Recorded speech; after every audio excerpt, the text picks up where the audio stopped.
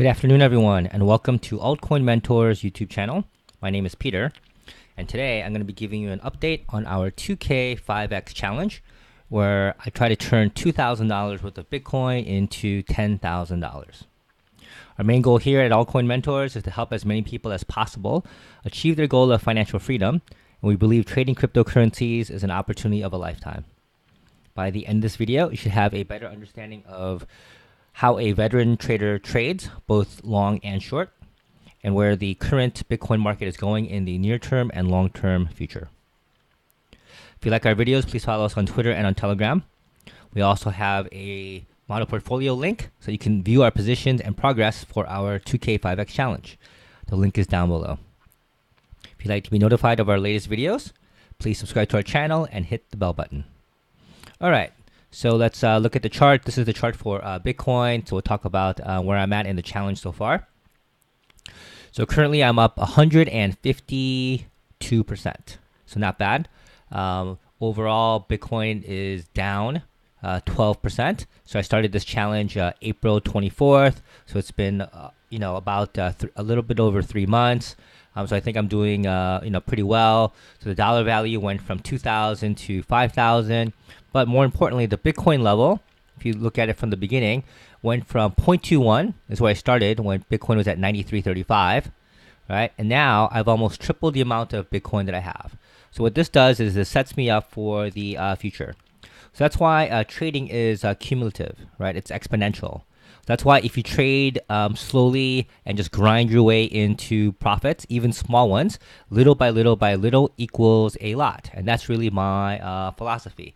So by doing that, what it enables you to do is just for your account to grow. So Martin Luther King Jr. has a great quote about, if you can't fly, you run. If you can't run, you walk. If you can't walk, you crawl. As long as you keep on going forward. And that's really the key, because in trading, there are going to be days when you're going to fly, right? It's just going to soar and you're going to make so much money. And that was like on the 22nd of this week. I made 11% in one day, like in 2 days, sorry. It was like really short. And then there are crawl days, like the other day was a crawl day. I made 0.24%, right? But you don't want to have big losers that'll take you way, way back. So that's why if you look at my account, and if you look at the challenge, you'll see that I don't have a lot of big losers. The reason why is because I cut myself off, right? I trail things really tight. So people can say, well, you're just like trading scared. Yeah, I am, because money is important to me. I cherish it, right? I respect it. So because of that, I don't take big losses. I don't hold on to things for a long period of time. Yes, I may miss some big runners, but guess what? After 3 months, I'm up 150%. Right, and this is my style for the last 20-something years. I am a trend trader. I only trade with the trend most of the time. Things can change, but if you look at my trade log, you'll see it. So when trends change, so for a long time, in the beginning, if you look at it, I was going short, long, because the signals were kind of mixed. Right, I was getting kind of my feet wet a little bit, and then you can see it. The majority of my trades for a long time was short, and then recently it's been all long. Right, so basically, starting from June, I felt that the markets might turn a little bit unsettling. So I made a couple of mistakes. Those were some small little losers, and then starting in the beginning of July. Right, all I did was started taking longs. So did I take longs at 5,900? No, because I had to wait for the trend to kind of settle and change. So my first long was at 6,500. So it's not at 6,000. So I'm not calling tops and bottoms. Right, what I'm doing is waiting for confirmation. So if you look at my channel here on Twitter, right, what I do is I will show you what I did recently. Here we go. Because I'm not a big fan of buy the dip, right? So I say here is that 8,400 is resistance, 7,700 still support. I am no hero. I played safe around 8,400. My plan of the day is not to buy the dip, but to buy the bounce, and that's really what I do, right? As it's going down on an uptrend, I'm not buying. What I'm waiting for is the bounce. right? And then once it bounces, I look for an area where I think I can get filled at a decent price, right? And then get in. So let's talk about my trades from last week. So last week I made 3 trades. One was a big winner, 11%. One was a small winner, 0.24%. And I'm currently in a trade and I am up 2%. So let's look at the chart and see where I got in. So here we go. So this was my last trade here. It was channeling here. I said that 7,700 is resistance, but the trend is still positive. I was only taking longs. See how here it bounced off of the 50 EMA over here. I had just exited a trade because I was trailing it tight after 7,700. I wanted to get back in, color change, entry, and then I rode it all the way up to 8,300. So here, if you look at it here, I didn't get out over here. I got out over here.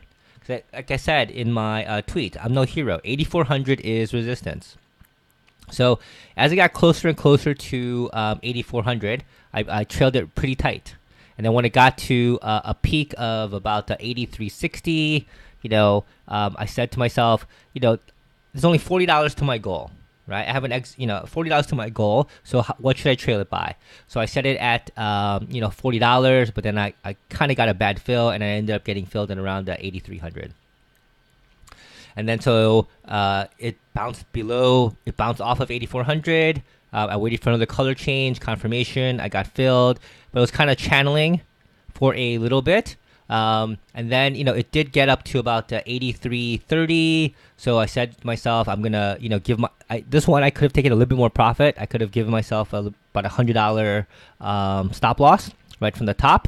If I had done that, I would have gotten out at 82.30. What I did was I decided to put it at the low of the channel of this big bar here. And then I ended up getting kicked out at 81.90. So I got kicked out over here, before this move to the downside, because this is resistance. So see how we're channeling over here? We're in the same spot. Then it went down. And then if you look at my tweet, what I did say that, even after the big bounce here, 7,700 is still support. So if you look at the chart, it comes all the way down. It doesn't really hit 7,700, right, which is, very good. So it bounced off. So I'm not buying the dip. It goes down, down, down, down, down. I'm buying the bounce, right? So it goes down, it curls back up. So here's the range here, the high. So I put my order in right above that over here as it's coming up. I got filled. So this candle is a little bit deceiving because this is my entry. So I just put my arrow at where I got filled, at which bar I got filled at, right? But the price I got filled at was this blue line up to the top. So I didn't call the bottom here, right? As it's going down, I didn't call the bottom, right? What I did was I put it in here. This is just a big bar up. So if I show it on a smaller on a 30-minute candle, right? You can kind of see it. Well, maybe not that one. Maybe on a 10-minute, right? Yeah, you can see it. So here, this is not, I didn't get filled in the big moves over here, right? A little bit before that. So that is really the key.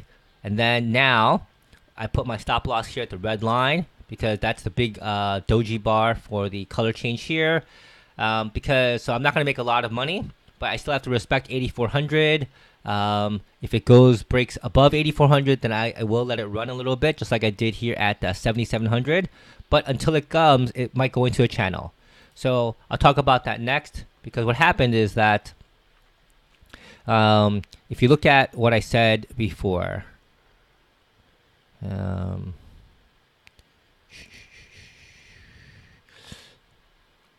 this is kind of important here. So if you don't follow us on Twitter, you should. I put a lot of good stuff out there. So the chart I showed is that Bitcoin was in a range for almost a week at the last resistance area of 7,700. So here's the resistance area, 7,700. So it's here for almost a week, just channeling in between.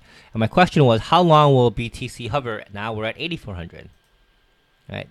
So if you look at the charts now, we got into about the 8,400 area on the 24th, right? Today is the 28th, so it's been 4 days, and it's been hovering. for this time. So, this big move, it probably needed a little bit of a break. We had the news here on the ETF. Like, I don't know why people thought it was going to get approved. Like I said in one of my videos before, if you look at it about the myths of Bitcoin, one of the myths are that institutions are propping things down so they can get back in, and that's total garbage. Institutions are not coming in, right? They're just not, because they want a centralized exchange. There's too many exchanges out there. No one knows what the price is. There's no control. There's a lot of manipulation. So because of that, do you think people with funds with billions of dollars are going to come in, even with hundreds of millions of dollars? No, there's not that many big crypto funds out there, right? So there are a few, right? There's just not a lot.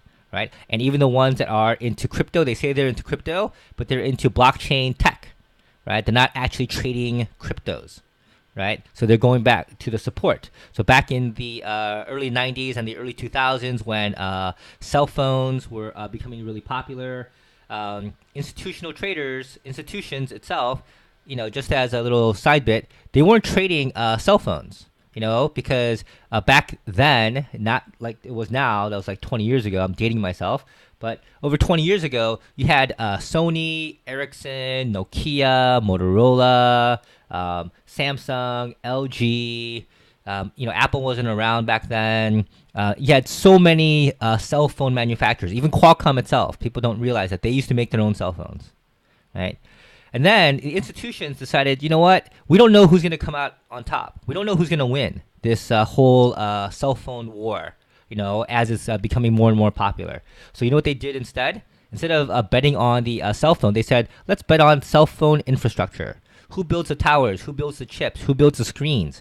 Because no matter who comes out on top, right, they're going to need stuff to put into their cell phones. They're going to need chips. They're going to need boards. They're going to need memory. They're going to need all the other stuff. And because they didn't know. So people who bet on Motorola, people who bet on Nokia, people who bet on Sony, they all died, right? Because, where are those companies now in the cell phone space, right? They don't exist anymore. So that's the key. So even with institutions coming into Bitcoin, right, are they really going to pick a coin? Or are they going to back technology? Right, so in my opinion, they're gonna back technology. So who's gonna make money off the rise in cryptos and in Bitcoin in general? So that's just my 2 cents. So right now the market is channeling. Right, I am in. I have a kind of a tight of a stop loss. If it goes higher, great. I will let it run past 8,400. But if it channels over here and gets close to 8,400 again, I will definitely tighten up. So hope you enjoyed this video.